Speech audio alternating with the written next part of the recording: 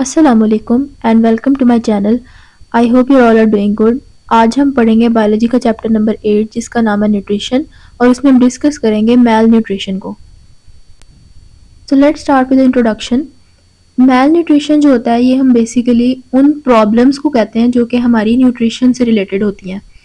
अब अगर हम प्रॉपरली डाइट में अपने सारे न्यूट्रिएंट्स नहीं ले रहे तो उसकी वजह से जो है हमारी अंदर जो है वो या तो न्यूट्रिएंट्स की डेफिशिएंसी हो जाएगी जिसको हम अंडर न्यूट्रिशन कहते हैं, या हम बहुत ज़्यादा न्यूट्रिएंट्स खाएंगे तो उसको हम ओवर न्यूट्रिशन कहते हैं। It often refers to undernutrition resulting from inadequate consumption, poor absorption और excessive loss of nutrients। अगर हमारी डाइट में से जो है वो इनएडिक्वेट कंजम्पशन अगर हम कर रहे हैं, अगर प्रॉपर न्यूट्रिएंट्स नहीं लेंगे तो उसको हम अंडर न्यूट्रिशन कहते हैं। इसके अलावा अगर हम न्यूट्रिएंट्स जो है अगर प्रॉपरली ले भी रहे हैं अपनी डाइट के अंदर, तो अगर वो प्रॉपरली बॉडी में एब्जॉर्ब नहीं हो रही तो उसकी वजह से भी हमें न्यूट्रिएंट्स की डेफिशिएंसी हो सकती है। या अगर किसी प्रॉब्लम की वजह से बॉडी से न्यूट्रिएंट्स जो है वो बहुत ज़्यादा लॉस हो रही हैं तो उसकी वजह से भी न्यूट्रिएंट्स बॉडी में कम हो जाएंगे। Malnutrition also includes over nutrition. अब ओवर न्यूट्रिशन जो है ये किस वजह से होती है, या तो हम बहुत ज़्यादा एक्सेसिव ईटिंग करते हैं, ज़्यादा जो है वो डाइट ले रहे हैं अपनी रिक्वायरमेंट से, और इसके अलावा जो है वो हम अगर जो है वो अगर हमें प्रॉपरली जो है इस चीज़ का नॉलेज ही नहीं है कि हमने कितने न्यूट्रिएंट्स खाने हैं, उसकी वजह से भी हम ओवर न्यूट्रिएंट्स ले सकते हैं। Most commonly, malnourished people either don't have enough calories in their diet or eat diet that lacks proteins, vitamins और trace minerals। यानी कि जो malnourished people होते हैं जिनके अंदर या तो अंडर न्यूट्रिशन है या ओवर न्यूट्रिशन है, वो ज़्यादा कैलोरीज नहीं लेते अपनी डाइट के अंदर, और या तो उनकी डाइट के अंदर जो है वो प्रोटीन, वाइटामिन्स और जो मिनरल्स होते हैं वो कम होते हैं, जिसकी वजह से उनको अंडर न्यूट्रिशन होती है। मैल न्यूट्रिशन जो है इसकी वजह से हमारा इम्यून सिस्टम यानी क़ुव्वत मुदाफ़त जो होती है वो कम हो जाती है, और इसके अलावा हमें जिस्मानी और ज़हनी जो हमारी एक हेल्थ होती है वो अफेक्ट होती है। स्लोज थिंकिंग, इसके अलावा जो हमारी सोचने की सलाहियत है वो कम हो जाती है, हमारी ग्रोथ जो है वो रुक जाती है, और इसके अलावा जो है हमारे पैदा होने से पहले की जो डेवलपमेंट है जिसको हम फीटल डेवलपमेंट कहते हैं वो भी बहुत ज़्यादा जो है वो वीक हो जाती है या कम होती है। Common forms of malnutrition include protein energy malnutrition, mineral deficiency disease and over intake of nutrients। अब ये तीन जो है ये किस में होती हैं malnutrition की, जिसको हम आगे डिस्कस करेंगे। तो फर्स्टली हम डिस्कस करते हैं malnutrition की पहली फॉर्म को जिसका नाम है प्रोटीन एनर्जी malnutrition। अब इसके नाम से ही हमें जाहिर होता है कि ऐसी malnutrition जिसके अंदर प्रोटीन की कमी हो जाए बॉडी में, उसको हम कहते हैं प्रोटीन एनर्जी मैल न्यूट्रिशन।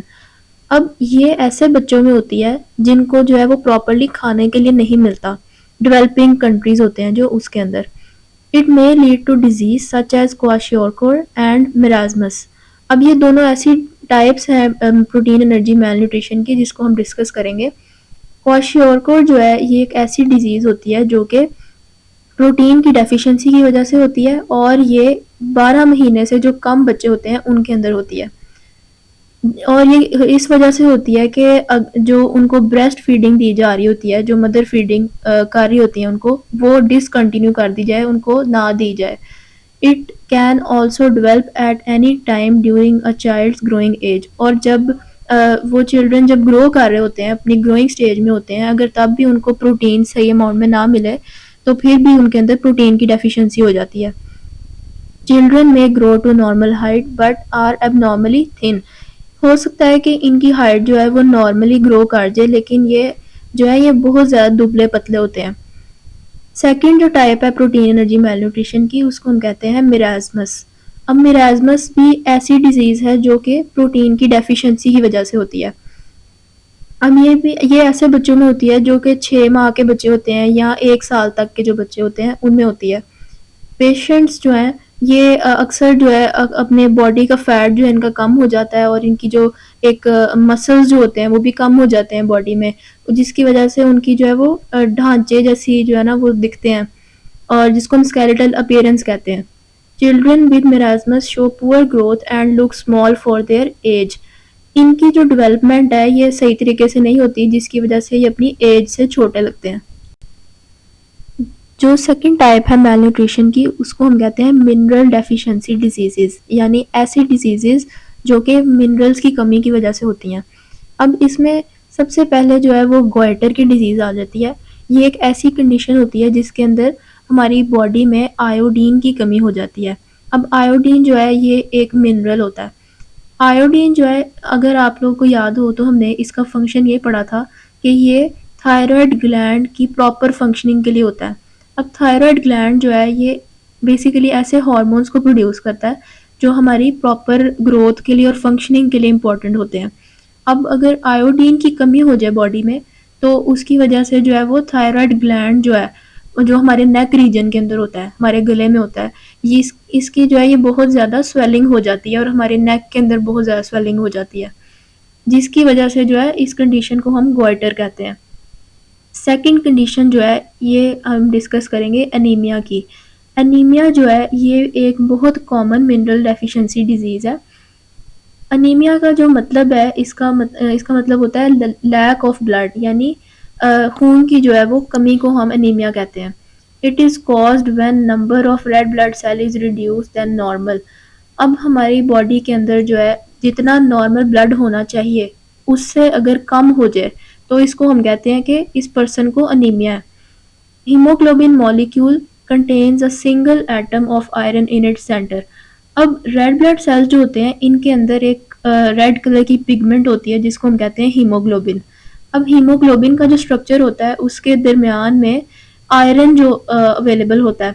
अब आयरन की कमी की वजह से हीमोग्लोबिन का मॉलिक्यूल जो है वो सही तरह से फॉर्म नहीं होता, बनता नहीं है सही तरीके से। इसकी वजह से जो है हमारी जो बॉडी के अंदर रेड ब्लड सेल्स हैं उनकी कमी हो जाती है, और रेड ब्लड सेल के अंदर अगर हीमोग्लोबिन कम होगा तो उसकी वजह से जो है वो ऑक्सीजन की सप्लाई जो है वो भी सही तरीके से बॉडी में नहीं होती। थर्ड टाइप जो हम मेल न्यूट्रिशन की पढ़ेंगे उसको हम कहते हैं ओवर इनटेक ऑफ न्यूट्रिएंट्स। यानी पहले जो दो टाइप्स हमने डिस्कस की वो हमने अंडर न्यूट्रिशन, यानी अगर हम न्यूट्रिशन कम ले रहे हैं अपनी डाइट में तो उसकी डिस्कस की, और सेकेंडली अब हम जो डिस्कस कर रहे हैं वो ओवर न्यूट्रिशन की डिस्कस कर रहे हैं, यानी अगर हम अपनी डाइट के अंदर न्यूट्रिएंट्स जो हैं वो अपनी रिक्वायरमेंट से ज़्यादा खा लें तो उसको उसकी वजह से बॉडी में क्या इफेक्ट आता है। The effect of over intake of nutrients are usually intensified when there is reduction in daily physical activity. अब अगर एक तो हम अपनी डाइट के अंदर न्यूट्रिएंट्स अगर ज़्यादा अमाउंट में खाते हैं तो वो हमारी बॉडी को उतना अफेक्ट नहीं करती, जबकि उसके साथ अगर हम अपनी फिजिकल एक्टिविटी यानी डेली के जो काम वगैरह हम करते हैं उनको भी अगर कम कर दें तो उसका बॉडी पे ज़्यादा बुरा इफेक्ट आता है। यानी जितनी कैलोरीज हम खा रहे हैं उसको हम जो है वो बर्न नहीं कर रहे, इसको हम कहते हैं एनर्जी एक्सपेंडिचर जो है वो हमारा कम है। Over intake of nutrients causes a number of health problems. अब ज़्यादा न्यूट्रिएंट्स खाने की वजह से भी हमारी जो है वो सेहत पे काफ़ी इफेक्ट होता है। फॉर एग्जांपल, अगर हम अपनी डाइट में कार्बोहाइड्रेट्स और फैट्स को अगर ज़्यादा अमाउंट में लेते हैं तो उसकी वजह से हमें ओबेसिटी यानी मोटापा हो जाता है, और इसके अलावा जो है डायबिटीज़ का प्रॉब्लम हो सकता है, यानी शुगर का जो मसला होता है, एंड कार्डियोवैस्कुलर प्रॉब्लम्स यानी दिल के मसले हो सकते हैं। Similarly high dose of vitamin A causes loss of appetite and liver problems. यानी अगर हम अपनी डाइट में विटामिन ए ज़्यादा अमाउंट में लें तो उसकी वजह से जो है हमें भूख कम लगती है जिसको हम लॉस ऑफ एपेटाइट कहते हैं, और जिगर के मसले हो सकते हैं, लिवर प्रॉब्लम्स हो सकते हैं। Excess intake of vitamin D can lead to deposition of calcium in various tissues. अब विटामिन डी अगर हम अपनी डाइट में ज़्यादा ले रहे हैं तो उसकी वजह से क्या होता है, बॉडी का कैल्शियम भी ज़्यादा हो जाता है और वो बॉडी के डिफरेंट टिश्यूज़ में जाके जो है वो स्टोर होने लग जाता है। अब हम डिस्कस करेंगे अफेक्ट्स ऑफ मेल न्यूट्रिशन, यानी कि मेल न्यूट्रिशन के क्या असरात होते हैं। सबसे पहला पॉइंट जो है वो है स्टारवेशन का। स्टारवेशन का मतलब होता है ज़्यादा देर भूखे रहना। अब ज़्यादा देर भूखे रहने की वजह से भी हमारी बॉडी के अंदर जो न्यूट्रिएंट्स होते हैं वो उनका बैलेंस ख़राब हो जाता है, यानी न्यूट्रिएंट्स जो है वो या तो कम हो जाते हैं या ज़्यादा भी हो सकते हैं। In humans prolong starvation causes permanent organ damage and eventually results in death. और इंसानों के अंदर अगर ज़्यादा देर भूखा रहा जाए तो उसकी वजह से क्या होता है कि हमारी बॉडी के अंदर जो ऑर्गन्स होते हैं वो उनका परमानेंट डैमेज शुरू हो जाता है, परमानेंटली ख़राब हो सकते हैं, और इसके अलावा जो है वो डेथ भी कॉज हो सकती है। इसके अलावा हार्ट डिजीजेस हैं। अगर मेल न्यूट्रिशन हो बॉडी के अंदर, उसकी वजह से जो है वो दिल के मसले हो सकते हैं। अब अगर हम अपनी डाइट के अंदर ज़्यादा अमाउंट ऑफ फैट्स लें या अनबैलेंस डाइट लें तो उसकी वजह से भी हमें दिल के मसले हो सकते हैं। इसके अलावा हमें कॉन्स्टिपेशन यानी कब्ज़ का मसला हो सकता है। अब अगर हम मेल न्यूट्रिशन यानी कि न्यूट्रिएंट्स अगर सही तरह से नहीं लेंगे, अपना खाना प्रॉपर टाइम पे नहीं खाएंगे, इरेगुलरिटी करेंगे उसके अंदर, तो क्या होगा, उसकी वजह से कॉन्स्टिपेशन हो सकती है। इसके अलावा अगर हम जो ओबेसिटी का प्रॉब्लम है वो हो सकता है। अब ओबेसिटी जो है वो हम मोटापे को कहते हैं। अब अपनी डाइट के अंदर अगर हम अपने न्यूट्रिएंट्स जो है वो अगर ज़्यादा अमाउंट में ले रहे हैं तो उसकी वजह से ओबेसिटी हो सकती है। इसके अलावा जो ओबेसिटी है, मोटापा जो होता है, इसको हम मदर डिजीज़ कहते हैं, यानी बीमारियों की जो है ये माँ होती है।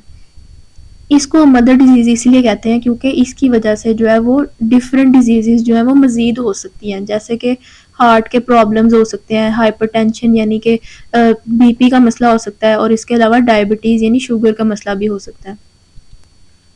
Famine the major cause of malnutrition. Famine जो है ये बेसिकली हम खाने की कमी को कहते हैं।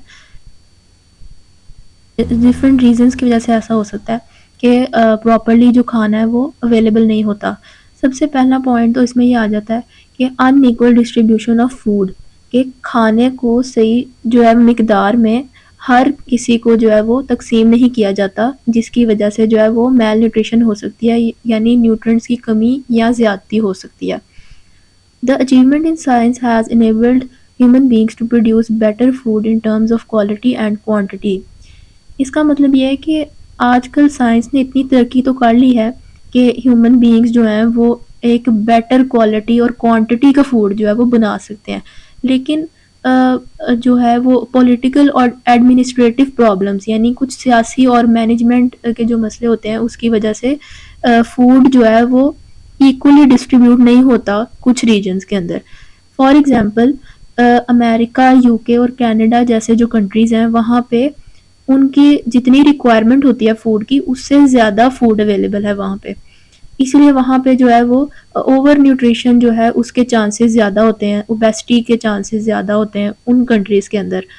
इसी तरह कुछ कंट्रीज़ जैसे इथियोपिया और सोमालिया जैसे जो कंट्रीज़ होते हैं वहाँ पे लोगों के पास जो है वो तकरीबन कुछ भी खाने के लिए जो है वो अवेलेबल नहीं होता, तो उसकी वजह से वहाँ पे अंडर न्यूट्रिशन यानी न्यूट्रिशन कम होने के चांसेस जो है वो ज़्यादा होते हैं। इसको हम कहते हैं unequal distribution of food. The second effect is drought. Drought जो है ये हम कहत को कहते हैं, और ये एक ऐसा टाइम पीरियड होता है जिसके अंदर पानी जो है उसकी कमी हो जाती है किसी एक ख़ास एरिया के अंदर। अब अगर पानी की कमी होगी तो वो इस वजह से भी होती है क्योंकि जो है वो इतनी ज़्यादा जो है वो बारिशें नहीं होती एक ख़ास इलाके के अंदर, जिसकी वजह से जो है वो एग्रीकल्चर और ह्यूमन नीड्स के लिए जो पानी है वो कम पड़ जाता है। अब अगर एग्रीकल्चर के लिए जो है वो पानी नहीं होगा तो उसकी वजह से एक बहुत बड़ा इफेक्ट होता है कि खाने की कमी हो जाती है, ज़्यादा खेत जो है वो ख़राब हो सकते हैं। उसकी वजह से जो है क्या होता है, फैमिन कॉज होता है, यानी फूड की कमी हो जाती है, लैक ऑफ फूड हो जाता है। The third effect is flooding. Flooding जो है ये हम सैलाब को कहते हैं, और इसकी वजह से क्या होता है कि जो रिवर्स और कैनाल्स हैं जो यानी जो दरिया और नहरें होती हैं उसकी वजह से जो है वो पानी बहुत ज़्यादा क्वांटिटी में रिलीज़ हो जाता है किसी एक ख़ास स्पेसिफिक एरिया में। उसकी वजह से क्या होता है कि जो एग्रीकल्चर वाली जो लैंड्स होती हैं, जो खेत वाले जो एरियाज होते हैं, वहाँ पे पानी के सैलाब की वजह से ज़्यादा क्रॉप्स अफेक्ट होते हैं, जिसकी वजह से खाना जो है वो काफ़ी वेस्ट हो जाता है। अब खाना वेस्ट होने की वजह से जो है वो हम दोबारा से उस एरिया के अंदर दोबारा से हम क्रॉप्स को ग्रो भी नहीं कर सकते, जिसकी वजह से खाने की कमी हो जाती है, फैमिन कॉज होती है। The fourth effect is increasing population. Increasing population जो है ये हम बढ़ती हुई आबादी को कहते हैं। ज़्यादा पॉपुलेशन होने की वजह से कुछ एरियाज के अंदर जो है वो मैक्सिमम फूड जो है वो अवेलेबल नहीं होता। अब एक ख़ास एरिया के अंदर अगर फूड ज़्यादा ग्रो होता भी है लेकिन ज़्यादा पॉपुलेशन होने की वजह से वो उनकी नीड्स को प्रॉपरली जो है वो पूरा नहीं कर सकता। अब इसकी वजह से जो है वो मेल न्यूट्रिशन कॉज होती है और खाने की जो है वो कमी हो जाती है। तो ये सारे इफेक्ट्स जो है ये मेजर कॉज करते हैं फैमिन को। सो आई होप दैट आज का लेक्चर आपको समझ आया होगा, और अगर समझ आया है so do like, comment and share and subscribe to my channel. Thank you.